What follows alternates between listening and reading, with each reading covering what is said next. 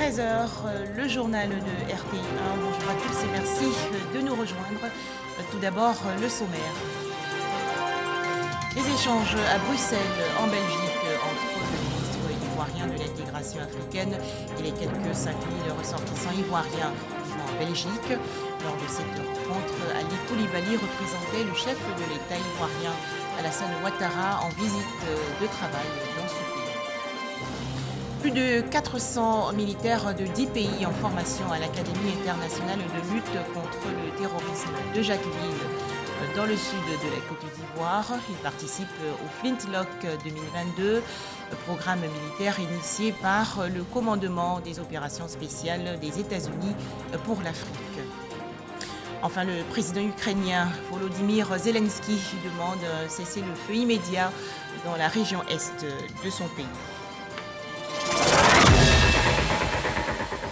La visite de travail à Bruxelles, en Belgique, du président de la République de Côte d'Ivoire, le ministre de l'intégration africaine et des Ivoiriens de l'extérieur, Ali Koulibaly, a représenté récemment le chef de l'État, Alassane Ouattara, lors d'une rencontre avec les ressortissants ivoiriens vivant en Belgique. Les précisions de Viviane Haïm. Forte de 5000 résidents, la communauté des Ivoiriens de Belgique est l'une des communautés importantes de la diaspora ivoirienne. C'est une importante délégation de cette communauté des Ivoiriens de Belgique qui a pris part à la rencontre avec le conseiller spécial auprès du président de la République, le ministre Ali Koulibaly, qui représentait le président de la République, Alassane Ouattara. Vous remerciant au nom du chef de l'État, mais aussi au nom de cette importante délégation, pour vous être déplacé ce soir, pour accueillir le chef de l'État, notre président à nous tous, qui est le président de tous les Ivoiriens et qui fait tout ce qu'il peut pour redonner à notre pays tout le lustre qu'il avait acquis. Et maintenant, vous voyez, au bout d'un certain nombre d'années, tout ce qui a été fait dans notre pays. Et nous sommes fiers de l'action du président de la République.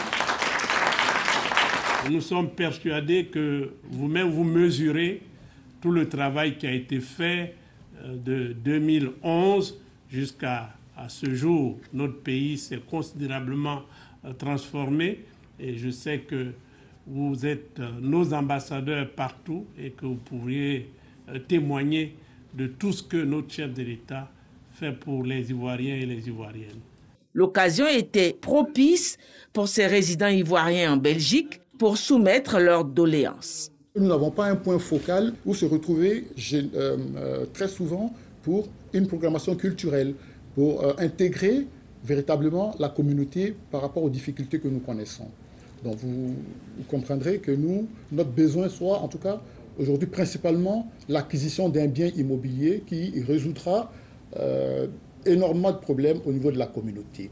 Ça, c'est la demande principale. Et en deuxième doléance, c'est que le gouvernement du chef de l'État a pris des décisions depuis 2017 concernant les véhicules d'importation.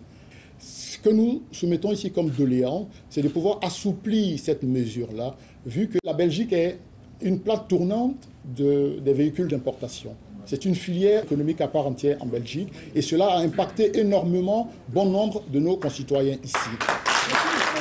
La rencontre s'est déroulée dans une ambiance fraternelle et conviviale. En Côte d'Ivoire, face à la menace terroriste, une formation adéquate des forces de défense et de sécurité.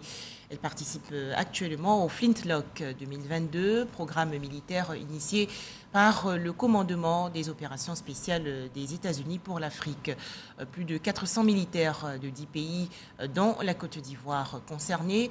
Les exercices se déroulent à l'Académie internationale de lutte contre le terrorisme à Jacquesville, dans le sud du pays. Les détails à Boussanogo. Académie internationale de lutte contre le terrorisme.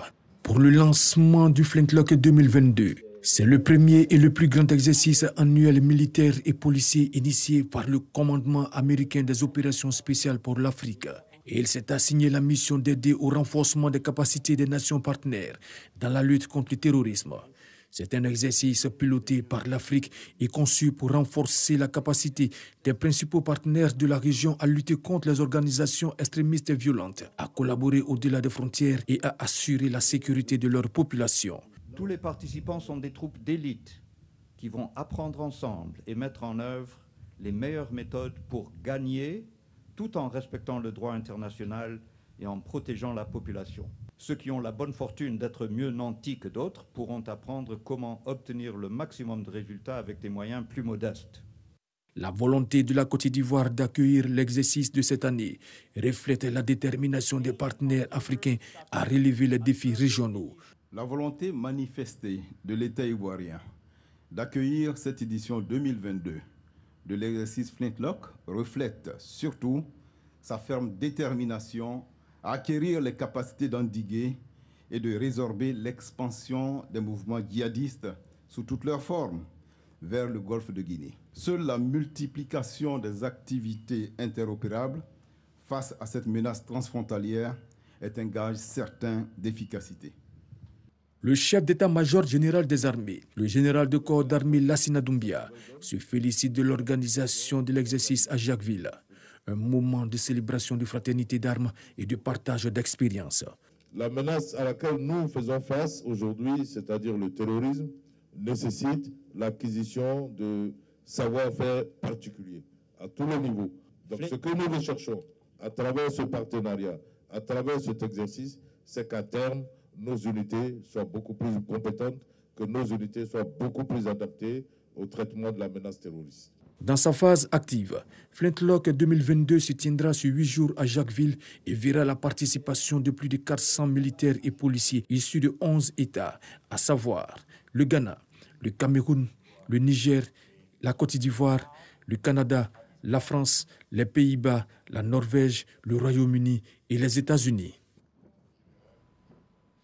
Présentation de l'annexe fiscale à la loi de finances pour la gestion de l'État au titre de l'année 2022. C'est le thème d'une rencontre organisée récemment par le Conseil de l'Ordre des experts comptables de Côte d'Ivoire.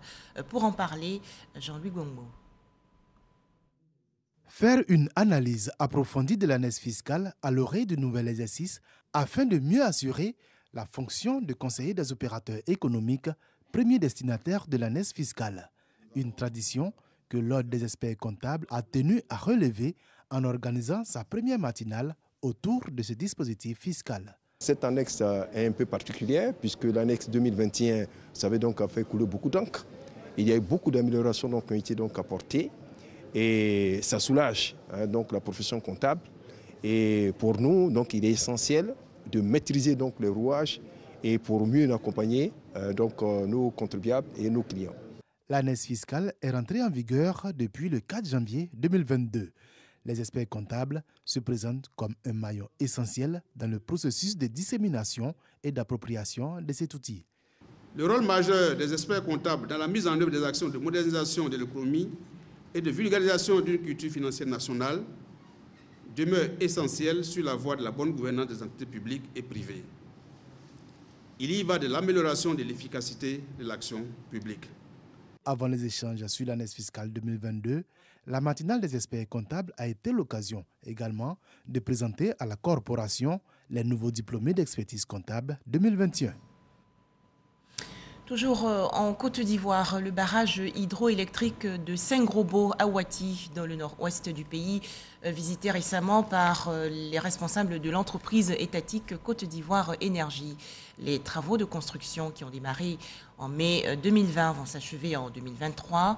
Bâti sur 1,3 km, le barrage de Saint-Grobo à Ouati va ainsi renforcer la capacité de production de l'électricité dans tout le pays.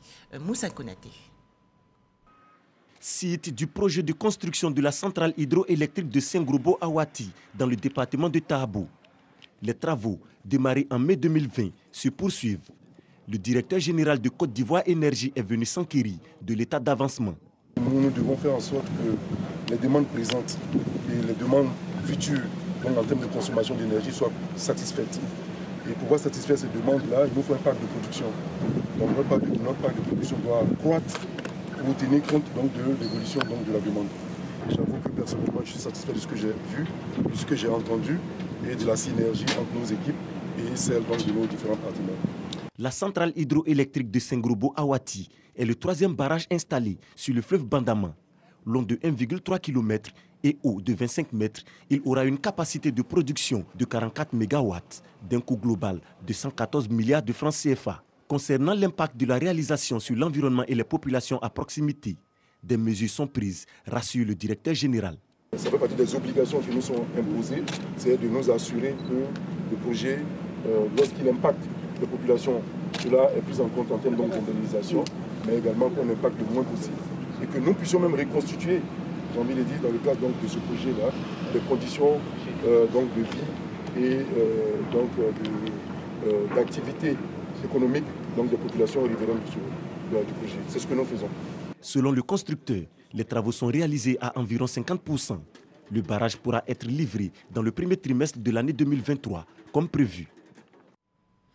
Les frais COGES supprimés et une nouvelle feuille de route créée dans le milieu scolaire ivoirien. Ces deux décisions gouvernementales ont été expliquées récemment à la presse nationale. C'était lors d'une rencontre initiée dans la commune du Plateau par la direction de l'animation, de promotion et de suivi des comités de gestion des établissements scolaires. Les détails, Sephora Zigui.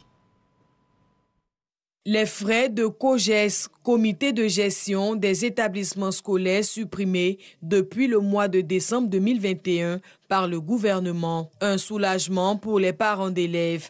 À notre micro, le président national des plateformes de COGES explique son fonctionnement d'alors. Avant que l'État ne vienne en aide, c'est nous, parents d'élèves, c'est nous-mêmes qui cotisons pour les besoins de nos écoles. La gestion se faisait entre nous. Au début de l'année, à l'Assemblée générale, on énonce ce qu'il faut comme travaux dans nos différentes écoles. C'est à partir de là que nous faisons nos cotisations pour satisfaire les besoins de l'école. Ce jour, la direction en charge des COGES était face à la presse afin d'expliquer le décret signé par le président de la République. Nous avons le décret du chef de l'État qui consacre de façon générale la suppression des relevés de cotisation et qui engage totalement l'État à prendre ses responsabilités en matière de gestion de l'école, notamment l'apport du budget de l'État et des collectivités dans le fonctionnement des comités de gestion en Côte d'Ivoire. Désormais, l'État contribue à hauteur de 18 milliards et les collectivités 12 milliards de francs CFA pour la couverture des frais de COGES. L'État ayant exécuté sa part, le directeur des COGES invite les collectivités à respecter la leur. On demande, en termes de réforme, à ces maires, à ces collectivités de jouer pleinement leur rôle, non seulement de mettre à disposition de fonds, mais d'encadrer les COGES dans leur gestion, dans leur fonctionnement. C'est extrêmement important. Les frais de COGES n'existent plus dans les établissements scolaires, excepté ceux-ci. En dehors des droits d'examen, en dehors des frais d'inscription, qui sont donc payés en ligne, eh bien, dans le primaire et le préscolaire, rien n'est perçu dans ces établissements. Il est demandé aux parents de payer seulement 300 francs au titre de la carte d'identité. Je ne parle pas de photo d'identité. 300 francs pour la carte d'identité. C'est ce qui est payé au niveau du primaire. Au niveau donc du secondaire, il est demandé aux parents, en plus de ce que nous avons indiqué, frais et droits d'examen, si leurs enfants se trouvent aux classes d'examen, eh bien, de payer auprès de l'économe de l'établissement 500 francs pour le macaron et 500 francs pour les activités socio-éducatives. Du 20 au 28 février prochain, la Direction nationale en charge des COGES va effectuer une tournée dans les 31 directions régionales de l'éducation nationale pour sensibiliser les collectivités territoriales, les chefs d'établissements scolaires et les parents d'élèves sur le respect des mesures en vigueur. Autre actualité nationale, l'Université méthodiste de Côte d'Ivoire a célébré récemment ses étudiants en fin de cycle de licence et de master. Ces 350 étudiants issus de la promotion 2020-2021 ont ainsi reçu leur diplôme lors d'une cérémonie. Godefroy Okambawa. Cette remise de diplôme, dénommée cérémonie de diplomation, une tradition à l'UMESI, l'Université méthodiste de Côte d'Ivoire. Ces récipiendaires, au nombre de 350, sont désormais titulaires d'une licence pour certains et d'un master professionnel pour d'autres. Ils se disent prêts à affronter la vie active. C'est une première étape. Je compte continuer les études. Je peux dire aussi que je peux affronter la vie professionnelle. C'est le couronnement d'un parcours. Voilà, on a fait la moitié du chemin, mais le chemin est encore long et donc on continue de bosser. Partenaire scientifique de l'UMESI, l'Université Alassane Ouattara de Bouaké, à travers son président, salue la détermination des responsables de l'établissement d'œuvrer pour un enseignement de qualité. Dans le cadre du partenariat que nous avons un droit de regard sur les enseignements qui se déroulent ici. Nous participons au comité scientifique de l'université et donc si nous nous associons à cette remise de diplôme, c'est que les thèmes du partenariat qui nous unissent ont été respectés. Autrement dit, l'enseignement conforme, n'est-ce pas, aux règles que les institutions de ce pays ont instituées. C'est l'occasion de dire au grand public que les diplômes délivrés par l'Université méthodiste de Côte d'Ivoire sont homologués par la tutelle et accrédités par le CAMES. Occasion pour le parrain de cette promotion, le bishop Benjamin Boni, par ailleurs président de l'Église méthodiste unie de Côte d'Ivoire, d'inviter ses filleuls à plus d'abnégation au travail. Je veux demander aux uns et aux autres de jouer la carte du sérieux, de jouer la carte de l'engagement dans une société, dans un monde qui ont tant besoin d'eux. Je bénis le Seigneur pour tout.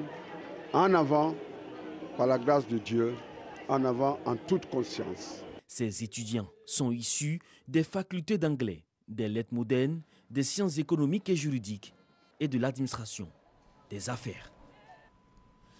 Des équipements informatiques pour le Centre africain de management et de perfectionnement des cadres. C'est un don de l'État d'Israël. Il s'agit pour l'État hébreu de renforcer sa coopération académique avec la Côte d'Ivoire. Mahama Traoré. 12 ordinateurs portables, 10 de bureau et 10 onduleurs. C'est en substance le contenu du don en matériel informatique offert par l'État d'Israël à la Côte d'Ivoire. Il est destiné au camp PCI, Centre africain de management et de perfectionnement des cadres, en vue de renforcer la coopération académique entre les deux pays.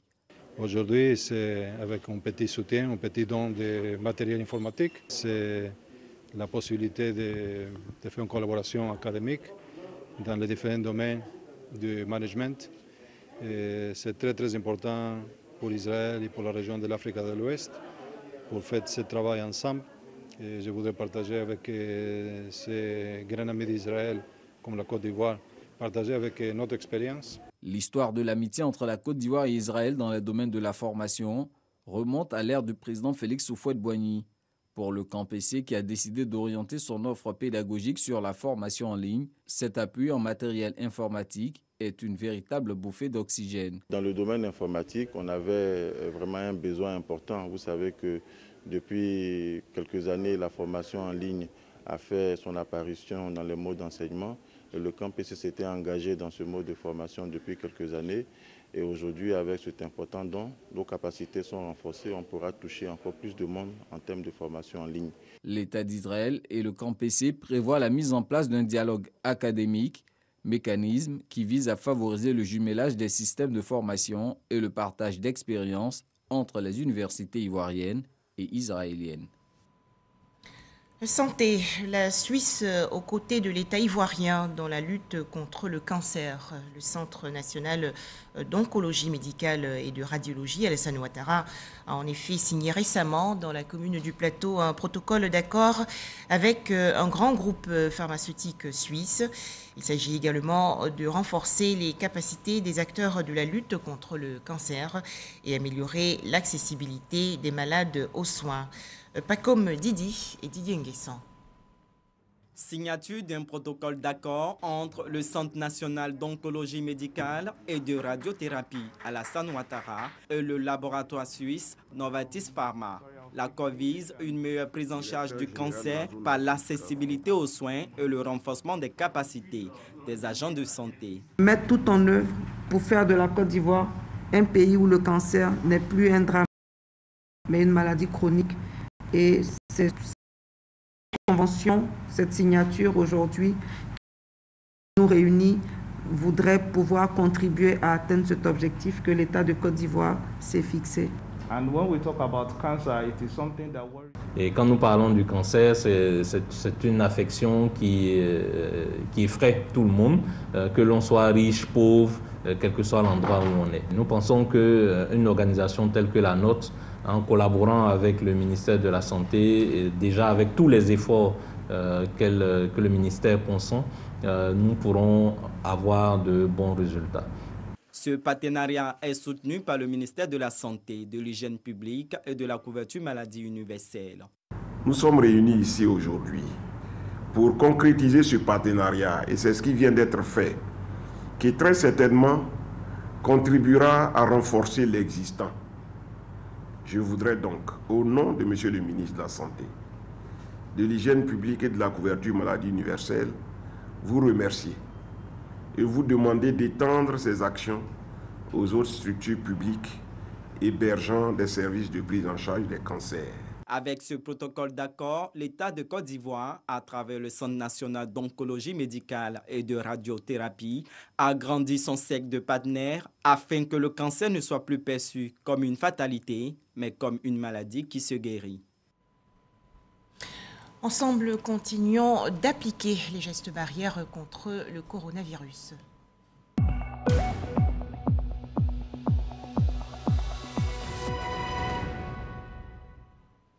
Les chiffres du coronavirus en Côte d'Ivoire. 21 nouveaux cas de coronavirus ont été enregistrés hier par le ministère de la Santé, de l'Hygiène publique et de la couverture maladie universelle. La Côte d'Ivoire compte donc actuellement 81 367 cas confirmés de coronavirus, 79 263 personnes guéries, 791 décès et 1304 cas actifs.